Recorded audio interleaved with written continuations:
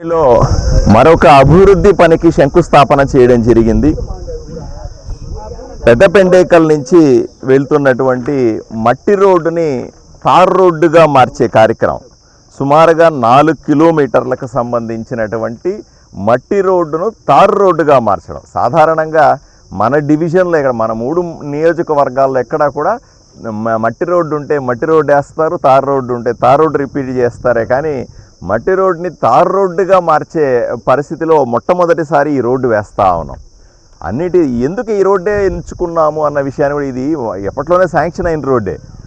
ఎందుకు దీన్నే ఎంచుకున్నాము అంటే దీనివల్ల ఏంటంటే పెద్ద పెండేకలు కానీ, చిన్న పెండేకలు కానీ, నెట్టేకలు కానీ, సాంబగలు కానీ, లేదా చిన్న చిన్న ఊర్లు ఈ చుట్టుపక్కల ఏవైతే ఉన్నాయో వాళ్ళు కర్నూలుకి వెళ్ళాల్సిన సందర్భంలో ఎక్కడ వాడు హాస్పిటల్కి వెళ్ళాలా, లేకపోతే మన వ్యవసాయపు వస్తువులు తీసుకెళ్ళాలా, పైరు తీసుకెళ్ళాలా, వెహికల్స్ పోవాలా, మనుషులు వచ్చిపోతూ ఉండాలా.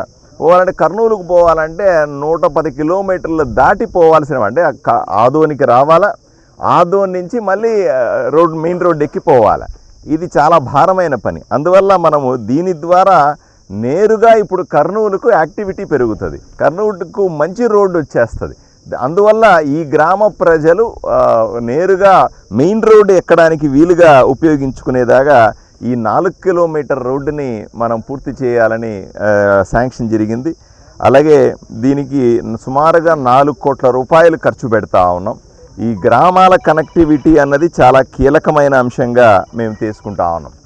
అందరూ ఇప్పుడు ప్రభుత్వం మనకు తెలుసు, గత 5 సంవత్సరాల వైఎస్ఆర్సీపీ పాలనలో ఆర్థిక పరిస్థితి చితికిపోయినప్పటికీ కూడా ఏదో ఒక పథకం ద్వారా ఆదోనికి నిధులు తీసుకొచ్చే ప్రయత్నం చేస్తూ ఉన్నాం.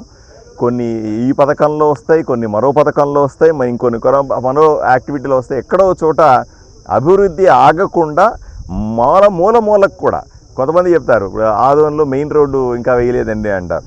ఒక మెయిన్ రోడ్డు టౌన్లో వాళ్ళకు పరిమితం అవుతుంది, టౌన్లో వాళ్ళకు అవసరం, అది చేస్తాం, అందుకు 100% చేయాల్సిందే. టౌన్ అభివృద్ధి చేయడం ఎంత ముఖ్యమో గ్రామాలకు ఉన్నటువంటి మన కనెక్టివిటీ రోడ్లు అంటాం మనం. అంటే ఒక గ్రామం నుంచి మండలానికి, గ్రామం నుంచి ఆదోనికి, గ్రామం నుంచి మెయిన్ రోడ్డు కర్నూలుకి వెళ్ళే రోడ్లని అభివృద్ధి చేసుకుంటే గ్రామీణ ప్రాంతంలో ఉన్న ప్రజలకి ఎంతో ఉపయోగం జరుగుతుందని సైమల్టేనియస్ అన్నీ ఒకసారిగా అభివృద్ధి చెందాలి.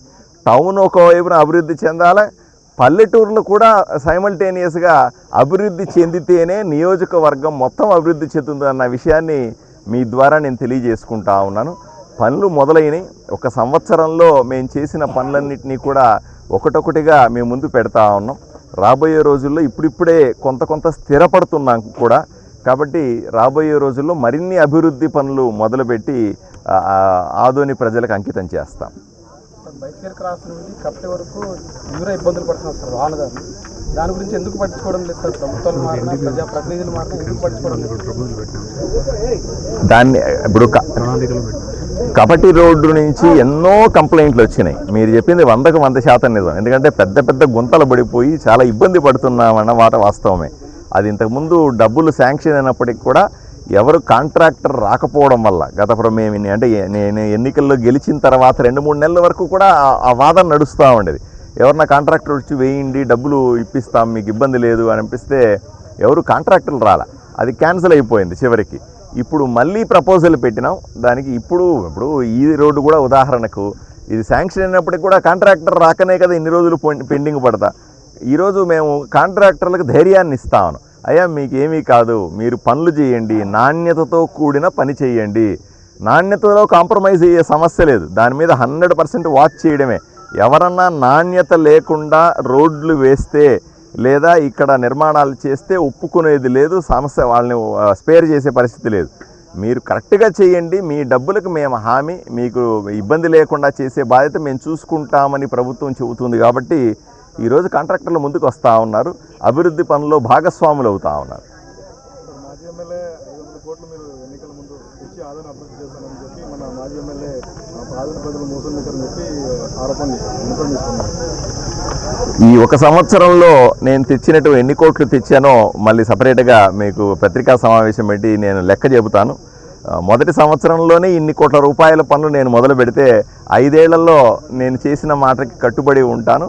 తప్పనిసరిగా ఆదోని అభివృద్ధి చేయడానికి ఎన్ని కోట్ల రూపాయలు తెస్తానో ముందు ముందు చూద్దురు. కానీ ఎప్పటికప్పుడు ప్రజల ముందు మనం ఏం చేస్తున్నాం పెడుతూ ఉంటే వాళ్ళే లెక్కలు వేసుకుంటారు. ఎవరు అబద్ధం చెబుతున్నారు, ఎవరు నిజం చెబుతున్నారు, ఎవరు కష్టపడతా ఉన్నారు, ఎవరు ఇంట్లో కూర్చొని కబుర్లు చెబుతున్నారు అన్న విషయాన్ని ప్రజలు అర్థం చేసుకుంటారు. ఇబ్బంది ఏమి లేదు.